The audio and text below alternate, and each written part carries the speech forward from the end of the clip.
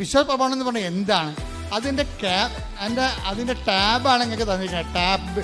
Tablet നമ്മൾ പറഞ്ഞില്ലേ, ഇപ്പം മീൻ എണ്ണ എന്നൊക്കെ പറയുമ്പോൾ വലിയൊരു മീനിന് അതിൻ്റെ വിറ്റാമിൻസ് എക്സ്ട്രാക്ട് ചെയ്തിട്ടാണ് മീൻ ഗുളിക ഉണ്ടാക്കുന്നത്.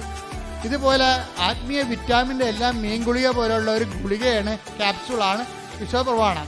അതിനകത്ത് ഇൻക്ലൂഡ് ചെയ്തിരിക്കുന്നത് എന്താ ചെയ്തിരിക്കുന്നത്? യേശു കർത്താവാണെന്ന് അതരം കൊണ്ട് ഏറ്റുപറയും.